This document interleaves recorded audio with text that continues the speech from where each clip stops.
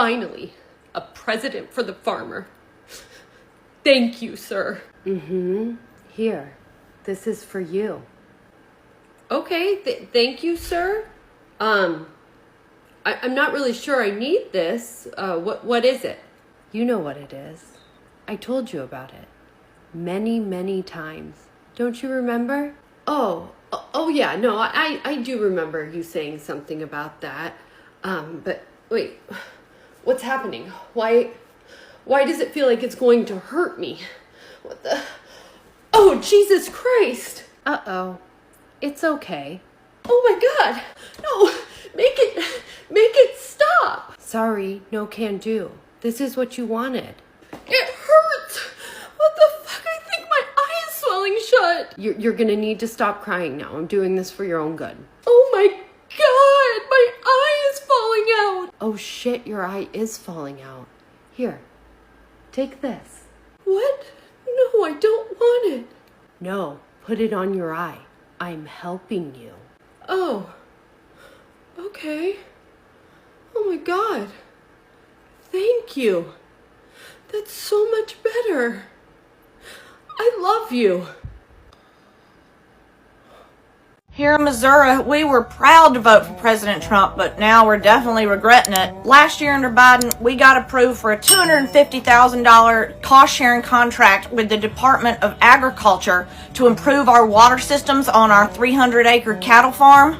It's beneficial to both parties because we get a break on the cost of labor and construction putting these new pipes in, and the general population gets healthier cattle, healthier beef, etc. So basically we front all the costs for the labor and construction and then they reimburse us.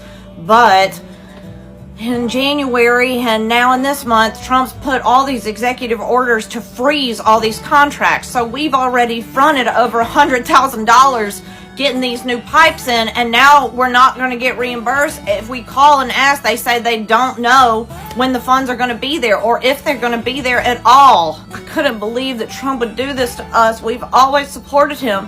But then my friend sent me an article on what he used to do as a real estate mogul in New York, and apparently he didn't pay companies all the time that he did business with. So I don't know if this is ever going to get solved.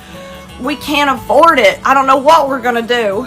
At first, Trump introduced policies of tariffs that he thought could make America great again. But this one is now turning out to be a thorn in the flesh of the American farmers.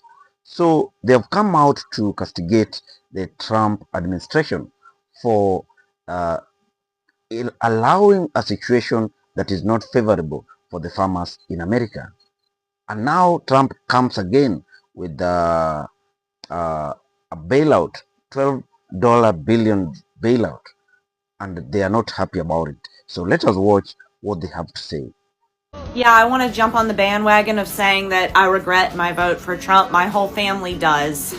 My husband and I own a farm in Ohio that was funded through the Inflation Reduction Act, which Biden signed into law.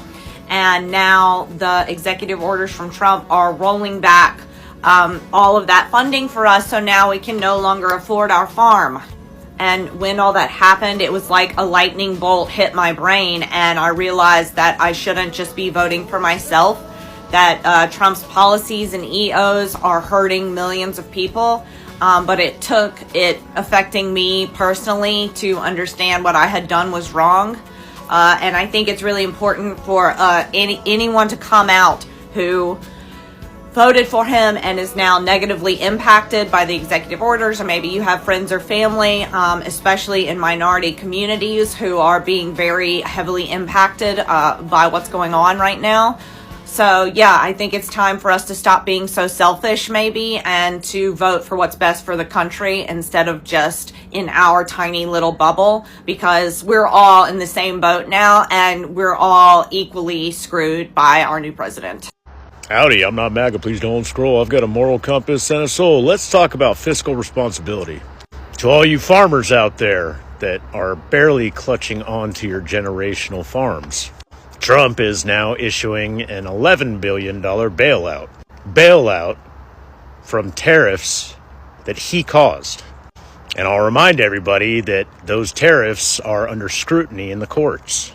And if the Supreme Court actually upholds their sworn oath to the Constitution instead of continuing to pledge allegiance to a wannabe king and overthrows Trump's tariffs, the United States government will have to pay back all that money it, in my opinion, illegally obtained. A tax on businesses.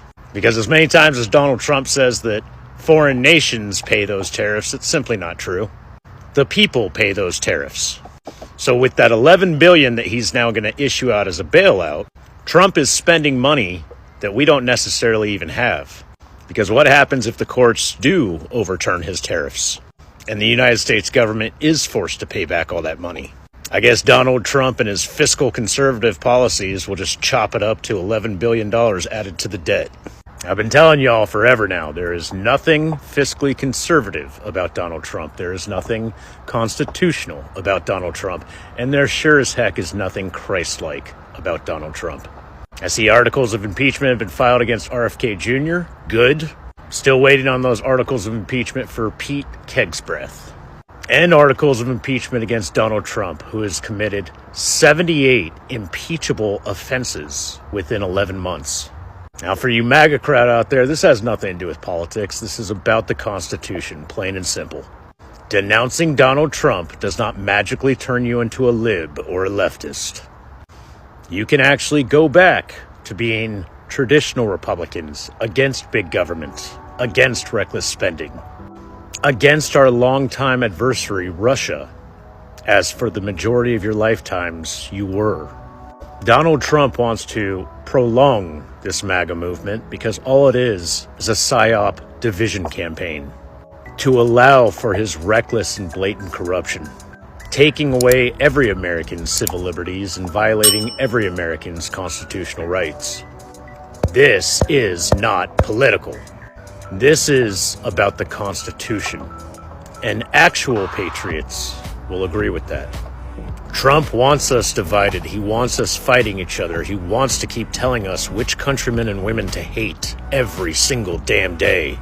Never forget. Never give up. Never surrender. Stronger together. Together stronger. Always. Starting to say, I never thought that voting for Trump 3 times would result in me losing tens of thousands of dollars. A beekeeper out of North Carolina says, yeah, I proudly voted for Trump all 3 times. I flew flags for him and put signs for him in the yard. But now I'm out tens of thousands of dollars due to lost federal funding and tariffs, so I cannot export my products, my honey and my wax, to other countries like I could before, and nobody's buying it in the United States. Hay producers in Idaho and Utah that export alfalfa hay to China are now seeing 135% tariffs put on their product, and all of a sudden, they don't have anywhere to ship it. They held it all winter in hopes of sending it off to China in the spring, and now China's not willing to buy.